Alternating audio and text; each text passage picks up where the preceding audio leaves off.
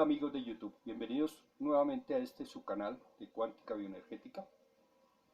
Para este cuarto video sobre el tema de las terapias alternativas o sanación alternativa. Como recordarán ustedes, a través de los 3 videos anteriores hemos ido abordando una serie de temáticas y de elementos que en últimas nos van a permitir ir configurando una concepción de hombre, una concepción de salud, una concepción de enfermedad, que pretende ser alternativa a la concepción tradicional de salud, de enfermedad y de ser humano, ¿sí?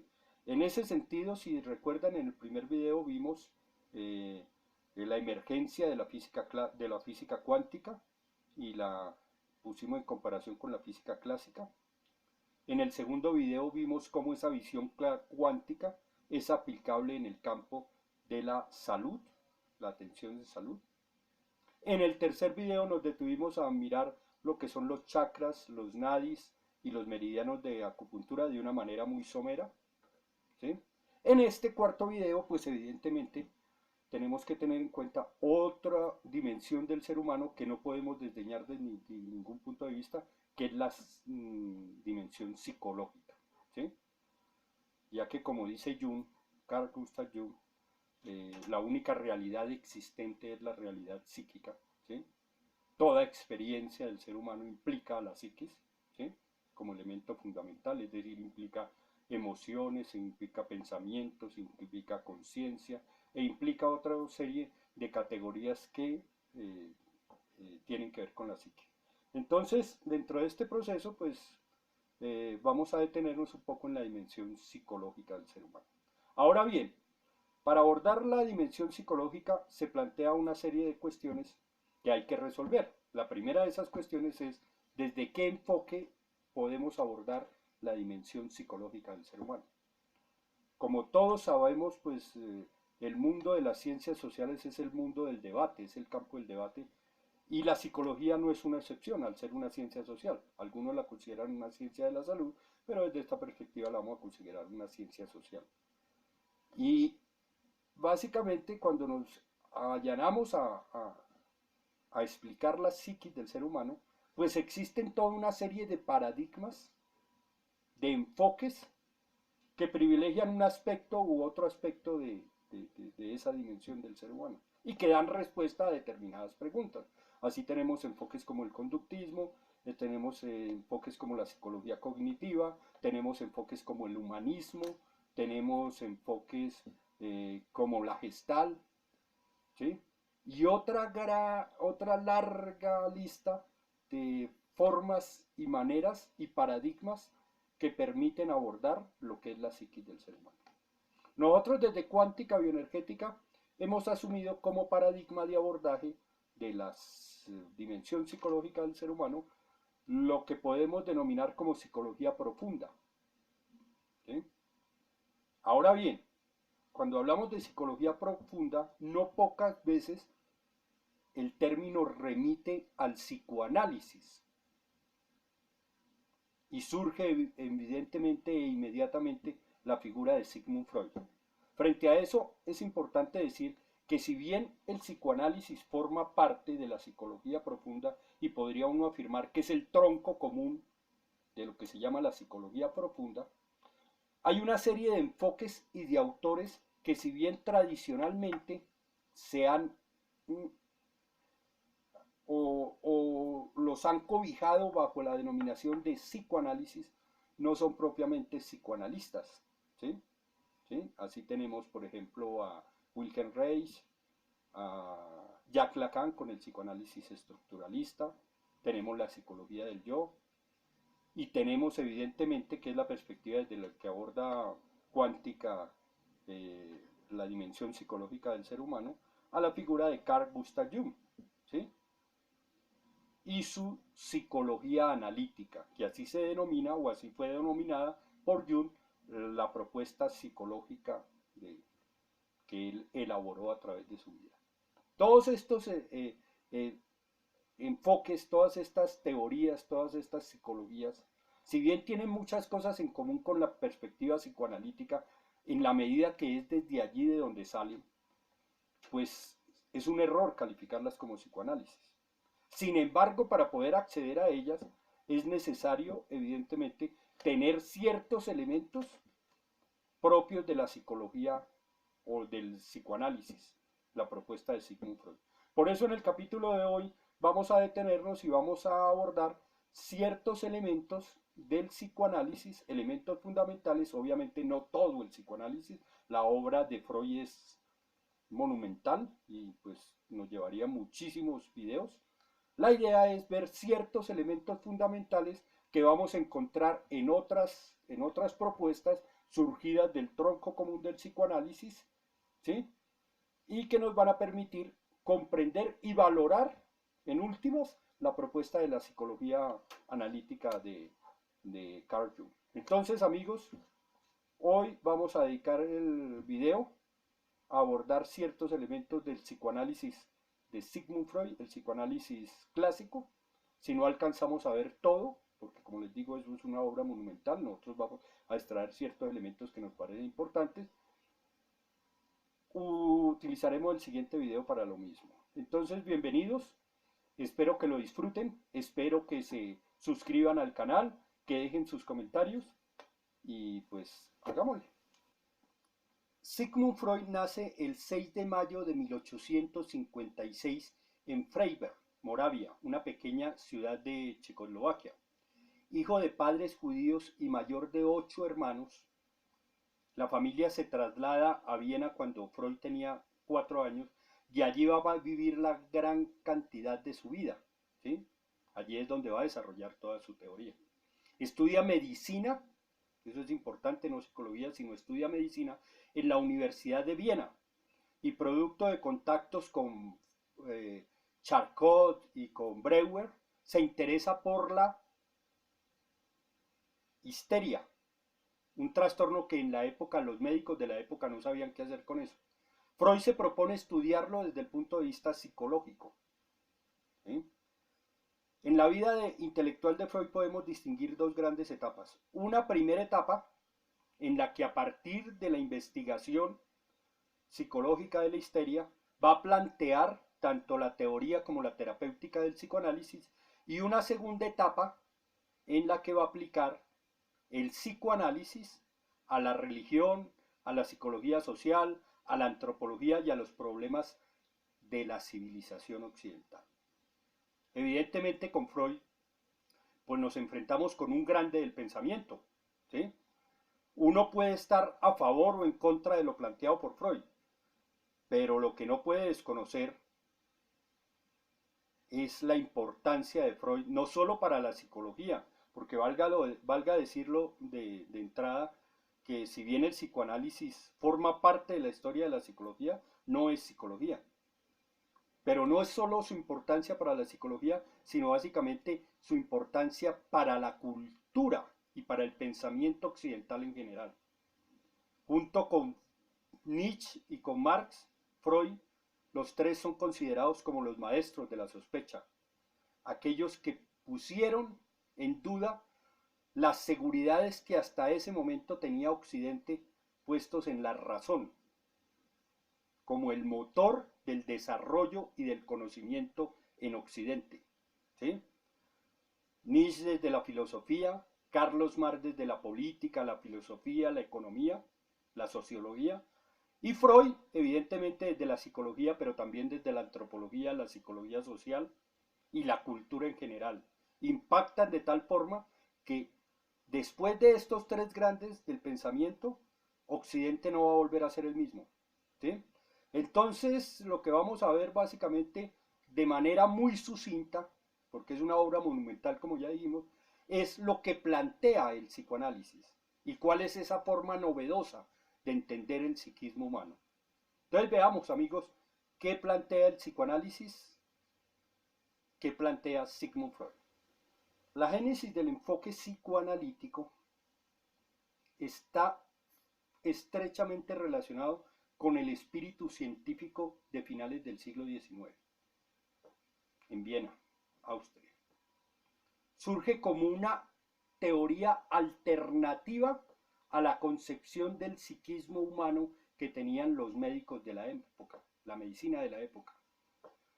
En ese sentido, los médicos de la época de finales del siglo XIX sobrevaloraban mucho el aspecto físico-químico y fisiológico-patológico en relación con la enfermedad o con las alteraciones del ser humano. Y frente al factor psíquico no sabían qué hacer. Eso lo dejaban a la especulación filosófica. De otra parte, y esto para contextualizar el surgimiento del psicoanálisis, para la época, si bien Viena era uno de los centros intelectuales y científicos más importantes de Europa, también era una ciudad extremadamente conservadora, tradicionalista y moralista, lo que le generó grandes conflictos a Freud y sus seguidores, conflictos motivados por una mala comprensión de uno de sus principales postulados, el inconsciente, y su relación con las vivencias de la sexualidad. ¿Sí?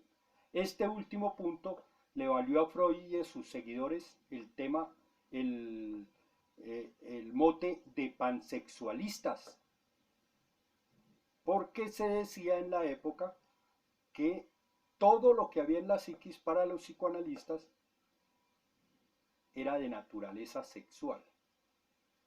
Y algo de eso hay, pero hay que mirarlo más detalladamente. Entonces miremos el primer elemento de estos dos elementos que generaron gran revuelo en la época en la cual postula el psicoanálisis Freud. Miremos el elemento de lo inconsciente. ¿Qué es el inconsciente desde el punto de vista psicoanalítico? ¿Qué es el inconsciente para Freud? Evidentemente el concepto de inconsciente ya había sido tratado anteriormente por algunos filósofos como Leibniz. El asunto era que desde esa perspectiva, de la perspectiva que se venía trabajando el inconsciente, se concebía el inconsciente como una zona donde se encontraban elementos olvidados del ser humano.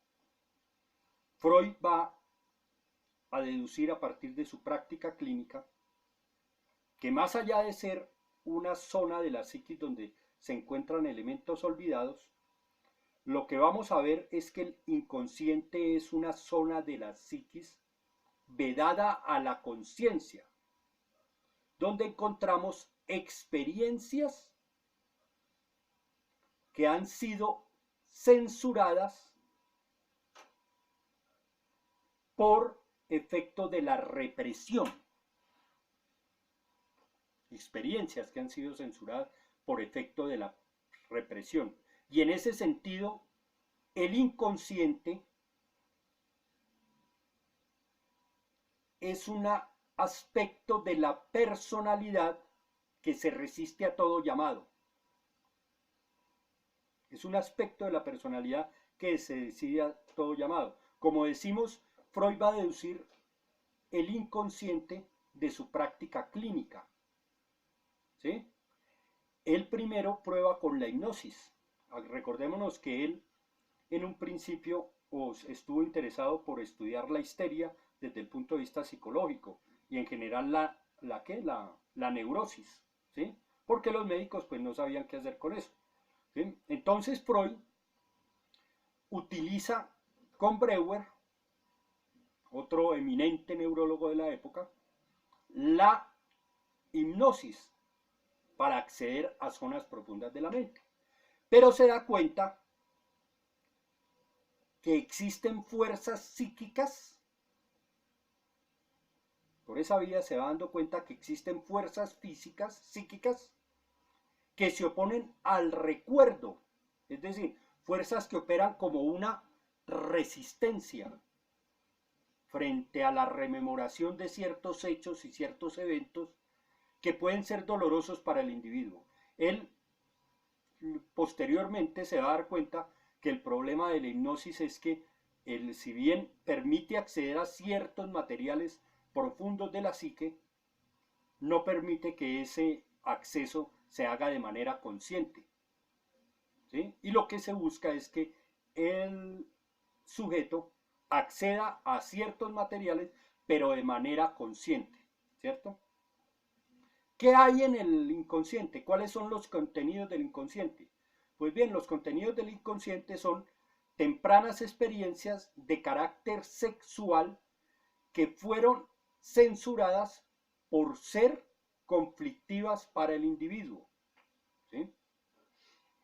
Además, en el inconsciente encontramos la censura, es un elemento fundamental del inconsciente, y encontramos deseos infantiles que han sido reprimidos por su carácter sexual, por ser conflictivos para el individuo, ¿cierto? Y aquí el tema del deseo es bien importante y bien interesante, toda vez que el deseo, desde el punto de vista psicoanalítico, es el motor de la acción del individuo en el mundo. ¿Y a qué nos referimos cuando hablamos de deseo?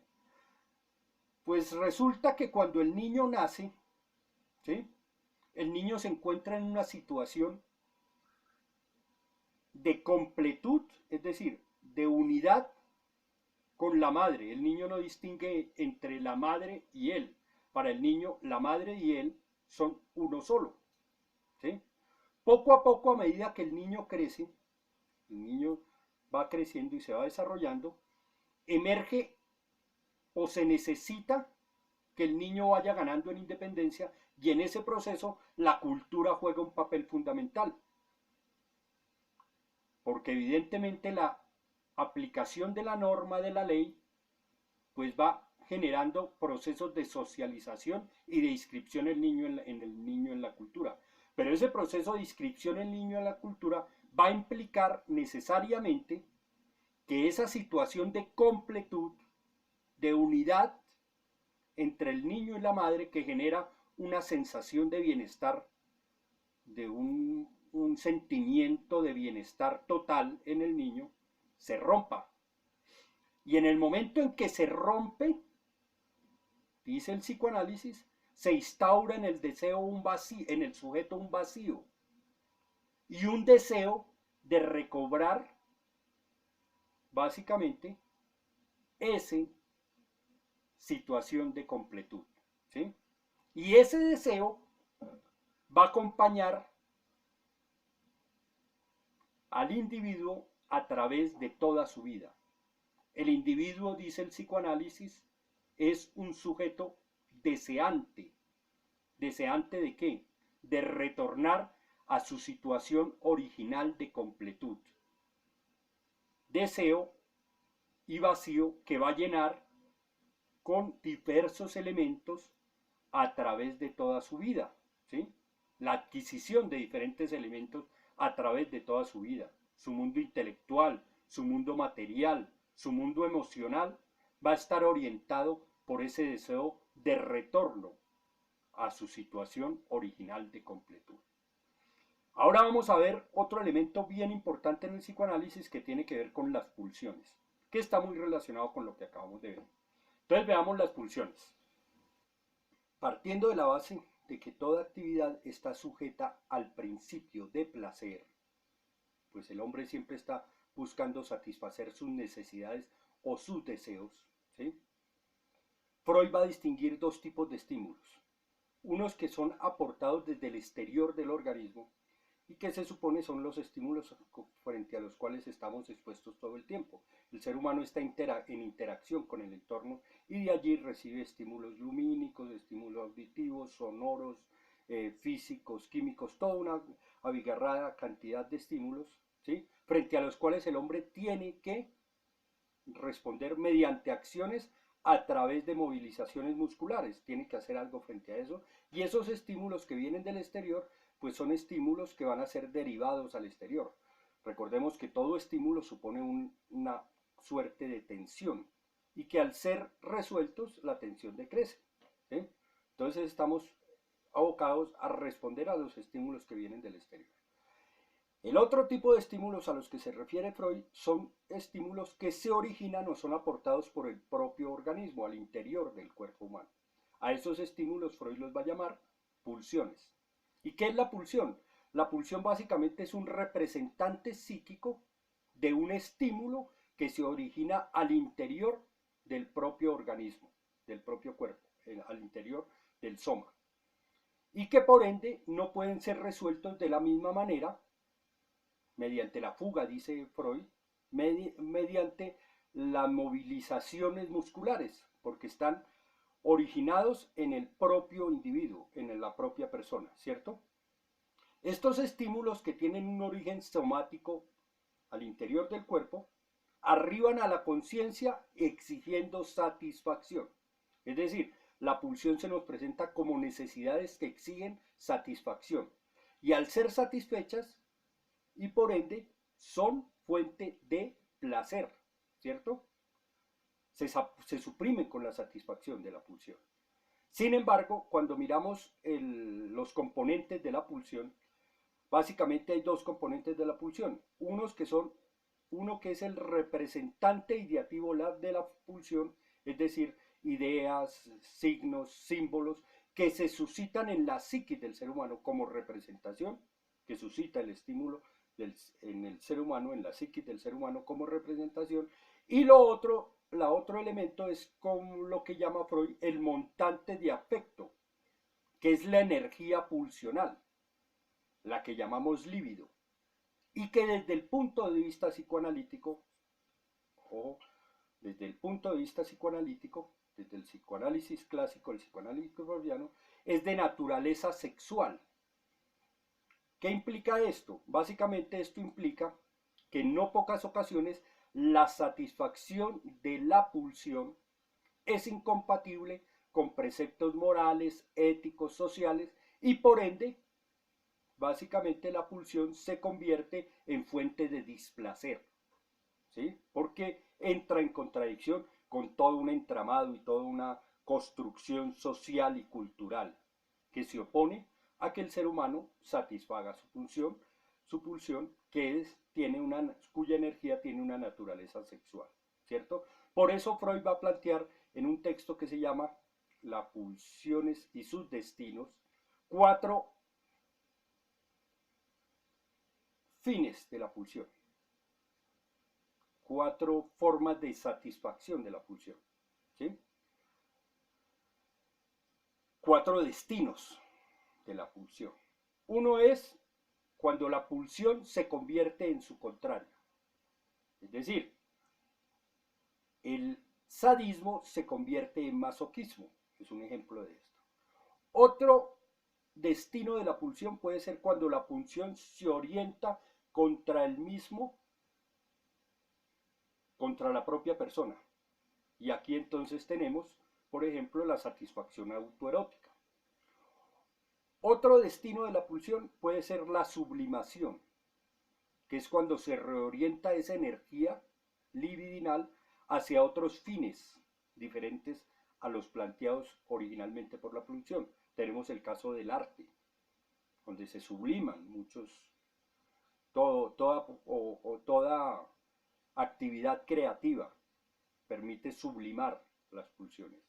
Y por último, y en esto nos vamos a detener un poco, tenemos la represión como destino de la pulsión. Sin embargo, antes de hablar de la depresión, tenemos que decir que la pulsión es una fuerza constante, que está ejerciendo constante presión sobre, básicamente, la estructura de la personalidad del ser humano, ¿cierto? Y que por eso, de una u otra forma, debe ser resuelta, so pena de generar desequilibrios psíquicos en el ser humano. Bien, en relación con la represión, pues ¿qué es la represión? La represión es algo así como un mecanismo de defensa. ¿Y contra qué defiende al ser humano? Lo defiende básicamente, lo protege de la angustia y el displacer que puede generar la realización de la pulsión. Ya vimos que la realización de la pulsión, en no pocas ocasiones entra en contradicción con toda una estructura social, cultural, moral, ética, ¿cierto? Que se opone a su realización. Entonces la represión opera como un mecanismo de defensa que busca defender al ser humano de angustia y displacer. Luego, la represión no es un simple olvido. La represión básicamente es un mecanismo que sumerge a la pulsión en el inconsciente, negándole su acceso a la conciencia, ¿cierto? Pero como vimos, la pulsión tiene básicamente dos elementos, ¿cierto? Por un lado está la representación ideativa de la función, todo este conjunto de ideas, de signos, de símbolos que emergen en la psiquis del ser humano producto de la imperiosa necesidad que le plantea la pulsión. Esta representación ideativa de la pulsión en el proceso represivo va a llevar a que desaparezca totalmente de la conciencia, ¿cierto? Desaparezcan todo ese conjunto de ideas, de signos, de símbolos que puede suscitar la pulsión en su deseo de ser satisfecha. Y el otro elemento, el libidinal, la energía libidinal, ¿sí? La energía pulsional, puede tener, según Freud, tres destinos, tres tipos de destino. Uno, la total supresión. Y cuando hay total supresión de la libido, además de que la representación ha desaparecido de la conciencia, estaríamos hablando de una represión exitosa. El segundo destino de la pulsión o de la libido, de la energía libidinal, puede ser su reaparición como cualquier afecto en la conciencia del ser humano. Y por último tenemos la transformación del elemento libidinal en angustia por la no realización de la pulsión. Bien amigos, pues en esta introducción, en esta síntesis muy apretada sobre el enfoque psicoanalítico, en este primer video hemos abordado algunos elementos introductorios al enfoque psicoanalítico como paso previo a abordar más en profundidad lo que es la psicología profunda y más exactamente, como decíamos al principio, el enfoque de la psicología analítica de Carl Gustav Jung. La idea es que en el siguiente video abordemos algunos otros temas en relación con el enfoque psicoanalítico, todo lo que tiene que ver con la sexualidad, con el desarrollo de la personalidad, veremos el papel que juega el complejo de Edipo en el proceso de estructuración de la personalidad. Espero que les haya gustado y que entiendan que el abordaje de este tipo de temáticas no es algo sencillo y más de manera sintética. La invitación es a que aquel que esté interesado en el enfoque, pues la bibliografía de Freud es grandísima, ¿sí? Entonces textos como La interpretación de los sueños de 1900, el año 1900 se edita por primera vez La interpretación de los sueños, un libro de tremenda importancia para el desarrollo del pensamiento occidental, no solo en el campo de la psicología, sino en todos los campos. Textos como Más allá del principio de placer, textos como Tres ensayos para una teoría sexual, Las pulsiones y sus destinos, entre otros textos, el malestar en la cultura, ya para ver la segunda etapa de Freud, y otros tantos textos que son fundamentales para todo aquel que desea profundizar en este enfoque tan importante como es el psicoanálisis.